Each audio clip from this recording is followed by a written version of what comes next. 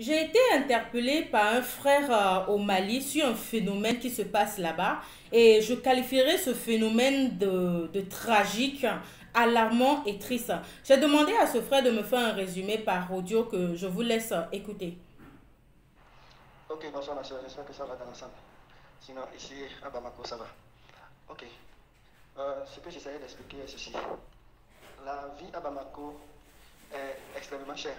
Elle était déjà chère l'année dernière, mais avec les sanctions de la CEDEAO et puis la guerre en Ukraine qui a fait flamber aussi les prix et tout ça, ça fait que maintenant la vie est encore plus chère. Et certaines opportunités qui existaient avant, ce n'est plus la même donne.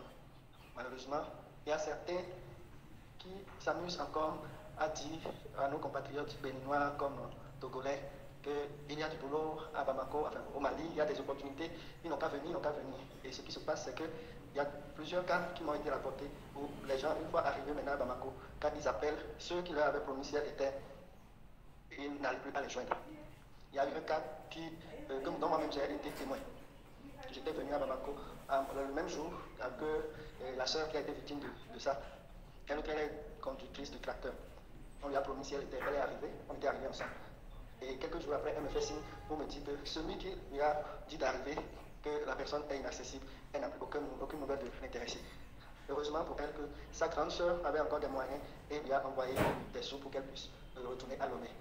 C'est un exemple parmi tant d'autres. Donc, pour les femmes, pour certaines, elles sont obligées de devenir domestiques, certaines doivent se prostituer, et d'autres, pour les hommes, la vie est devenue tellement difficile que certains ont dû trouver refuge dans des mosquées. Et tu t'imagines, des chrétiens arrivés maintenant à Bamako ont changé de religion à cause du pain quotidien. Et pour la plupart qui arrivent ici, ils sont dans des situations vraiment difficiles, très, très difficiles. Et ceux qui n'ont pas les moyens de retourner, et ce n'est pas la joie. Donc, pour que cela ne continue plus, vraiment, je souhaite que l'opinion publique soit informée de la situation. Je suis en train de penser faire un tour aussi au consulat pour voir avec eux si d'abord ils sont informés de ce qui se passe et de deux, et qu'est-ce qu'ils font ou bien qu'est-ce qu'il faut faire. Maintenant, pour ceux qui veulent véritablement quand même arriver au Mali, qu'ils s'assurent vraiment qu'ils ont les bonnes informations et qu'ils s'assurent vraiment qu'ils ont des garanties avant d'arriver. Sinon, franchement, ce n'est pas la joie. Ce n'est pas la joie. Donc, voilà un peu ce que j'essayais de t'expliquer par la grâce de Dieu.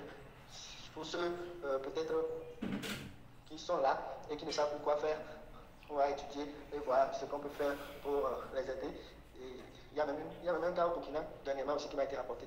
Et la personne n'a même pas les moyens de retourner. Et que je suis en train d'échanger avec, c'est une dame avec elle, pour lui trouver le transport pour qu'elle retourne à Lomé. Donc vraiment, c'est pas intéressant. Il ne faut pas que les gens continuent de miroiter le Eldorado à leurs frères. Et certains même savent continuellement que ça ne va pas ici. Mais ils s'abusent quand même à ce jeu-là. Et c'est ça qui est vraiment malhonnête. C'est ça qui est déplorable. Donc voilà, mon audio devient un peu trop long. Je vais m'arrêter là.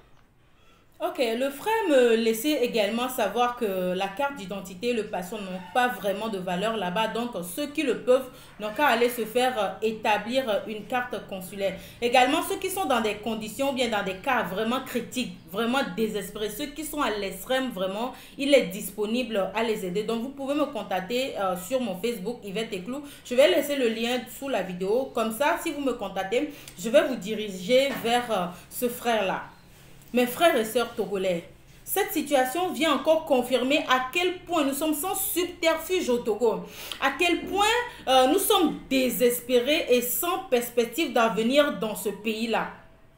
Je ne vais pas beaucoup parler, sinon comment on peut comprendre qu'on se lève au Togo, un Togolais se lève dans ce pays pour aller au Mali se chercher, le Mali qui est en crise actuellement, le Mali qui est sous embargo. Comment on peut expliquer ça? Bref, je nous invite à soutenir les femmes pyramides qui sont actuellement en train de dénoncer ou bien lutter contre la vie chère, la misère et la malgouvernance au Togo. On se lève ensemble ou on crève ensemble. Femmes pyramides, femmes togolaises, femmes pyramides, femmes conscientes, femmes pyramides, la mère de la nation.